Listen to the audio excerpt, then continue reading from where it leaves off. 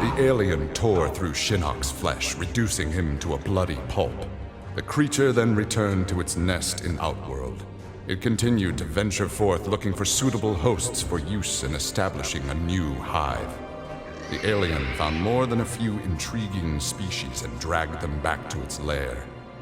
Once a queen had been spawned, the alien's new hive multiplied quickly and spread unchecked throughout the realm. Emperor Kotal attempted to save Outworld in a desperate final attack on the alien's main nesting ground. The attack failed. Outworld belonged to the aliens. Having learned that Outworld was now protected by the Mortal Kombat tournament, Bo' Rai Cho returned to defend his homeworld. He was no friend of Kotal Khan, but no realm deserved subjugation. Bo' Rai Cho began training Outworld warriors for the fight to come. With Bo' Rai Cho's fighting skills and leadership, Outworld repelled the Earth Realm aggressors. His former friend Raiden had been denied. Cassie Cage's impressive victory over Shinnok led Raiden to give her a new important task: hunting down a soul stealer. Cassie did not have to be told that the suspect could be a resurrected Shang Tsung. Having tracked him from the site of his last known assault, Cassie confronted the withered old man. He fought desperately but was ultimately defeated. As the old man lay dying before her, Cassie asked his name.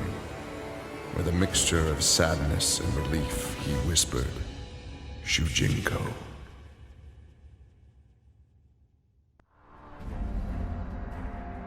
Devorah's ultimate plan was not to destroy Shinnok, but to enslave him. She implanted larvae, her young, in his body to gestate. Having consumed the godlike power of their immortal host, Devorah's offspring were unlike any Kaitin ever born. As they matured, they spread like locusts throughout the realms. Her army of Kaitin super drones brought glory to Devorah, their beloved queen, and destruction to all.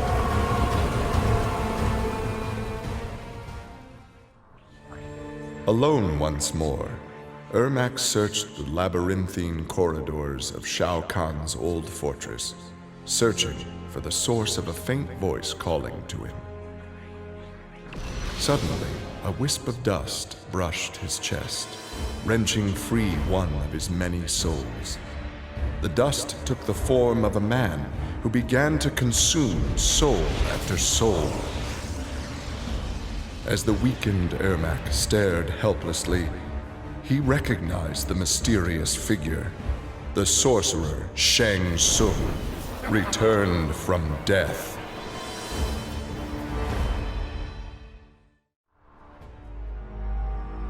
Nearly 150 years ago, Aaron Black had been hired by Shang Tsung to assassinate an Earthrealm warrior. In return, Shang had slowed Black's aging process. He could therefore afford to be patient. If an employer wanted someone dead, they would be in time. A team of young Earthrealm warriors had caused Aaron Black's current employer, Kotal Khan, much inconvenience. With the patience of a viper, Black eliminated them all.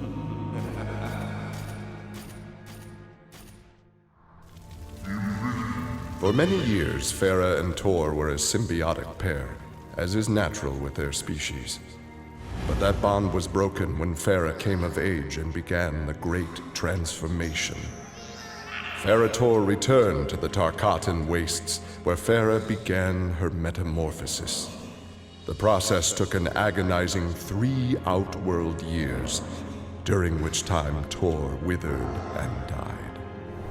Now a brute, Farah will be chosen by a rider. A new symbiotic pairing will be forged, and new battles will be won.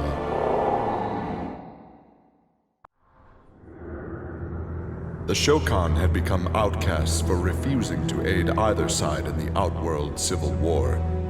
But with the conflict over, Prince Goro decided to re-enter the political landscape. Kotal Khan's armies were weak from years of battle.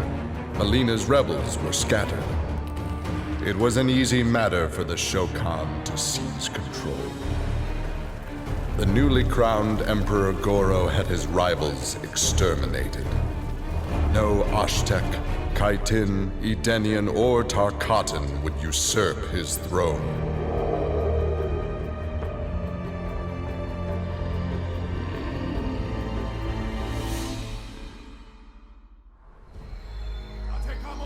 After his incursion into Earthrealm, Kotal Khan had become a prime target of Special Forces surveillance. Jackie Briggs was assigned to monitor his activity. Jackie followed Kotal Khan to an equatorial jungle, where he entered a hidden pyramid. Inside, he retrieved a glowing crystal skull. Jackie attacked the Emperor and raced away with the object. Jackie was praised for her work, but couldn't help thinking her interference was what Kotal Khan had wanted all along.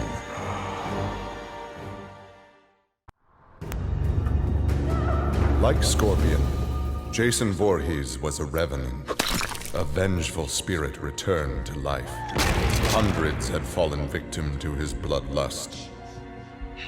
Liu Kang, now ruler of the Netherrealm, took notice. An immortal killer like Jason would be useful in his plans for conquest. He drew Jason into the Netherrealm and offered him an endless bounty of slaughter in return for his allegiance. Jason's simple reply was to destroy Liu Kang.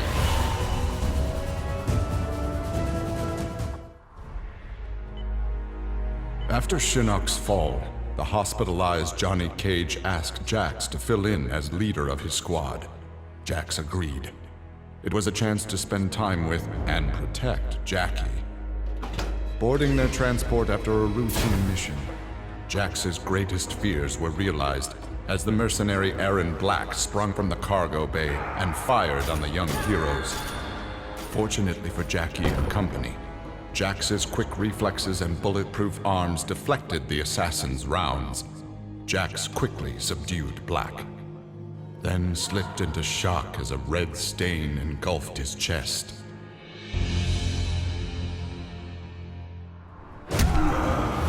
Johnny Cage's life had turned out to be stranger than any science fiction film, but he knew the final scene was approaching. With Raiden's direction, Johnny was able to sail to Shang Tsung's abandoned island fortress, where his adventure had begun, to contemplate his future. Amid the rubble, Johnny found an ancient tome. Its pages revealed that Shang Tsung had unraveled the secret to Edenian long life. Johnny Cage's retirement would have to wait.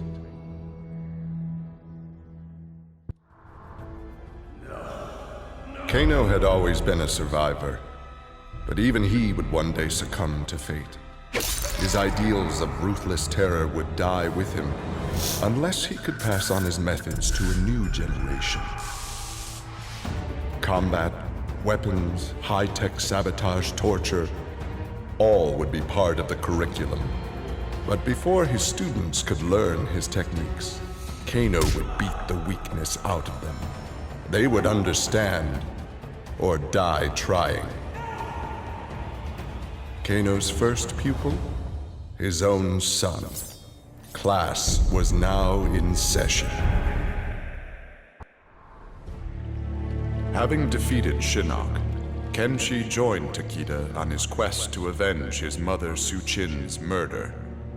Their travels took them to a cave where he and Takeda freed a man, Taven, encased in a stalagmite. Kenshi told Taven that his brother, Dagon, was the founder of the Red Dragon Assassin Clan. Dagon had not only murdered Su-Chin, but his and Taven's parents as well. Together, Kenshi, Takeda, and Taven lay siege to the Red Dragon base. Dagon fell victim to Kenshi's rage. Suchin's murder had been avenged.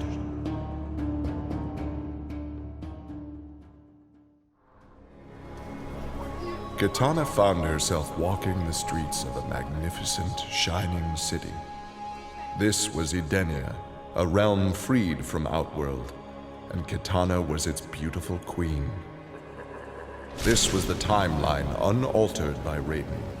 Earthrealm had been destroyed by Shao Kahn, but Kitana had survived Armageddon and united the other realms to destroy him. Long-lasting peace was the result. Kitana awoke from this vision to find herself in the Nether Realm. She was not the queen of Edenia, but a revenant of hell, and she hated Raiden for it.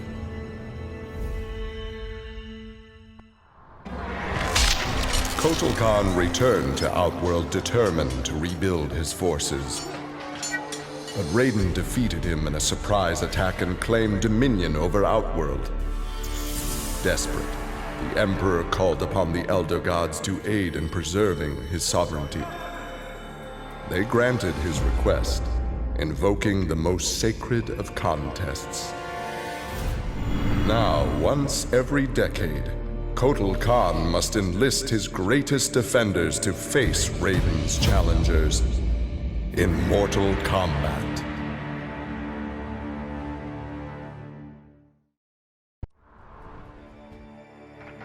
For his role in saving Earthrealm, Kung Jin's family created a statue in his likeness for inclusion in Raiden's revered collection. But Kung Jin's thoughts were with one no longer accepted by his family, Kung Lao. Kung Jin set out to locate his cousin and found him in the Nether Realm. Raiden believed Kung Lao's tortured soul was forever trapped without Quan Chi's magic to free him. But Kung Jin knew the Shaolin were stronger than any sorcerer's spell. He vowed to help Kung Lao fight off the evil that had remade him.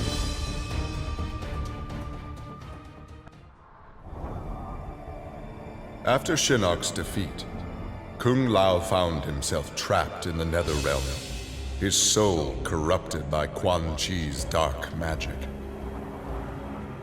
There he would have remained but for the aid of his cousin Kung Jin.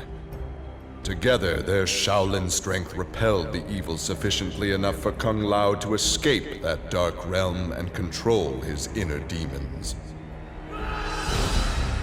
Compromised but not lost, Kung Lao now exists as an agent of vengeance. He will show evil no mercy.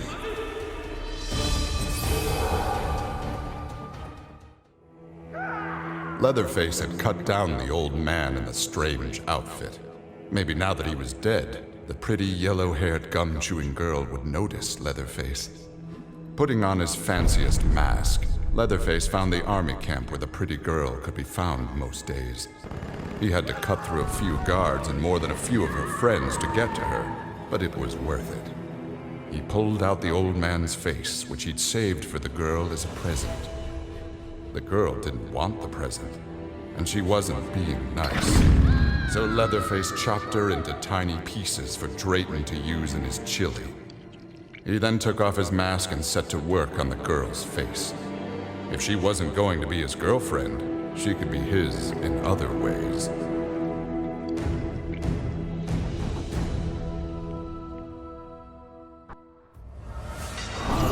With Shinnok defeated, Liu Kang explored the Nether Realm, a world that, without Shinnok's controlling power, had descended into chaos. Liu Kang was no sorcerer or elder god, but his fighting skill was more than enough to beat Netherrealm's demons into submission. Liu Kang realized that Netherrealm was his for the taking, and that ruling appealed to him. He would assume Shinnok's throne and ponder the conquering of other realms.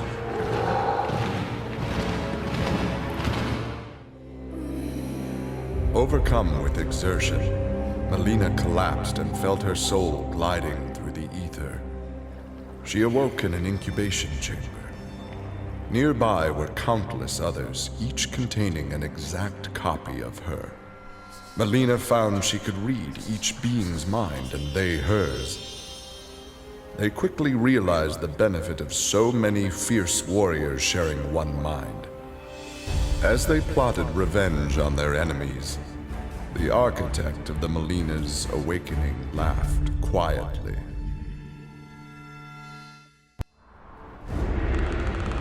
This world called Earth produced many worthy opponents, which made for excellent sport.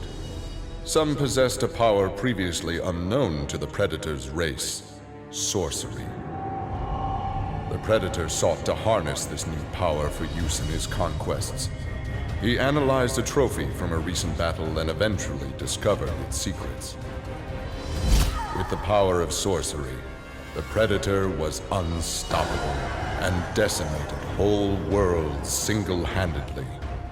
He had become the apex predator. Quan Chi had long been a servant of Shinnok. His role in freeing him from imprisonment had not gone unnoticed by the Elder Gods. Shinnok was no longer a threat, but Quan Chi's actions had given rise to a new power. After much deliberation, the Elder Gods contrived a plan to rebalance this power before it grew further. Free will was burned from Quan Chi's soul and replaced with a single directive. He must kill Raiden.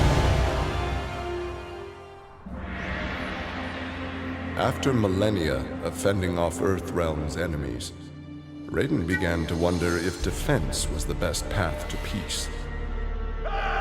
In a change of tactics, Raiden and the Shirai Ryu attacked Kotal Khan's armies before they could rebuild. They decimated the Emperor's forces, leaving Outworld at their mercy. The victorious Raiden claimed dominion over Outworld. The first of many threats to Earthrealm had been removed.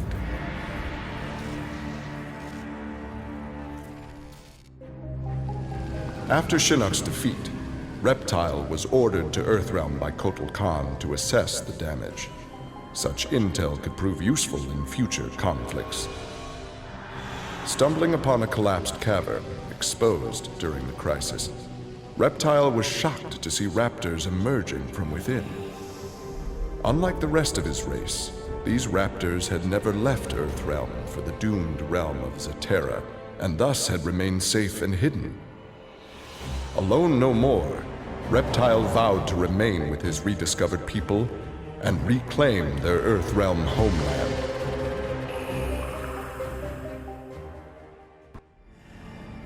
Remorse for his role in resurrecting Shinnok weighed heavily upon Scorpion's soul. His desire for vengeance had brought Earthrealm to the brink of destruction. Scorpion offered to perform harakiri to atone for his offense. But Raiden suggested a more productive alternative. Instead of death, Raiden sentenced Scorpion to life. He imbued Scorpion with a small portion of the Jinsei's power, linking him to Earthrealm's essence. Scorpion and his Shirai Ryu clan would protect the Jinsei and Earthrealm forever. Earthrealm belonged to Shinnok. It became the staging area from which he would finish his war on the Elder Gods, which began eons ago. The Elder Gods had lied to the denizens of the realms. They were not individual beings, but merely parts of a greater collective known as the One Being. Shinnok would merge the realms and awaken him. Whole once more, the One Being devoured the Elder Gods. Shinnok watched with satisfaction. This reality had finally come to an end.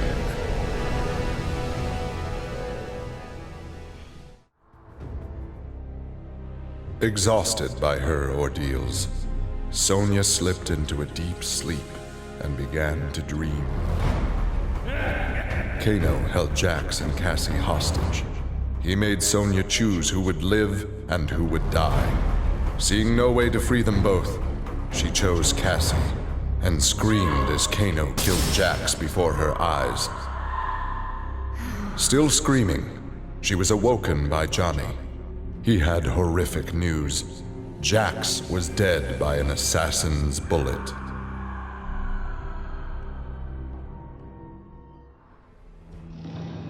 Grandmaster Sub-Zero knew his Lin Kuei clan would need more than martial arts to stave off future threats to Earthrealm. In the frozen reaches of Outworld, he found the answer: a female frost dragon with a clutch of eggs. With his ability to freeze, Sub-Zero hatched the dragonlings. They accepted their Lin Kuei masters and their training as combat mounts. With a force of dragon riders, the Lin Kuei's ferocity became legend. None dared risk conflict with Earthrealm.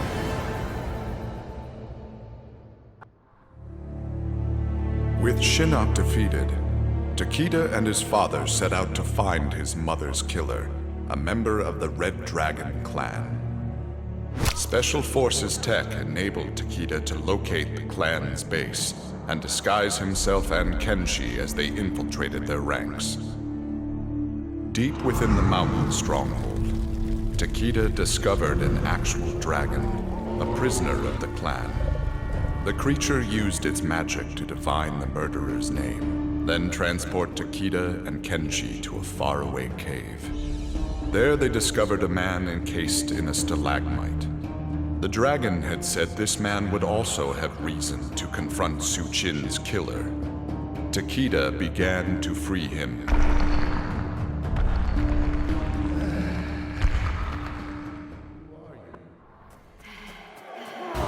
With Melina executed, Tanya's dreams of a free Edenia seemed dead as well. She and the other rebels were fugitives from Kotal Khan's justice.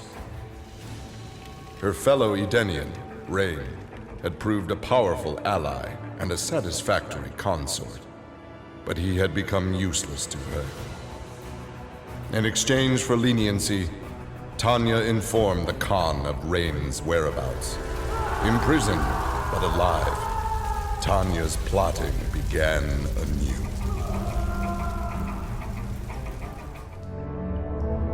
Standing over Shinnok, Tremor reveled in his power. Much had changed since the Black Dragon's excursion to the Dream Realm.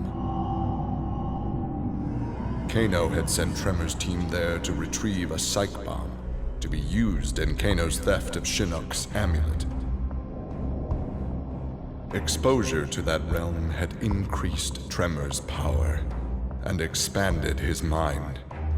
He would evolve into an earth elemental, a demigod whose power would rival that of Raiden and Fujin.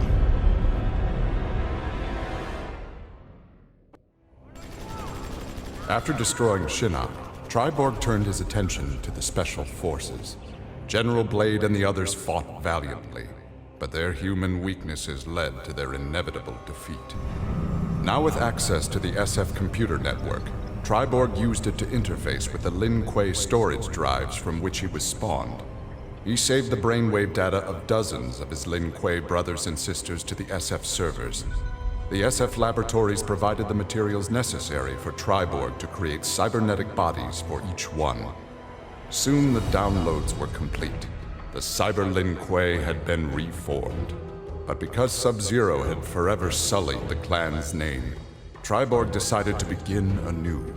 He would henceforth be known as the leader of the deadliest clan in all the realms, the Takunin.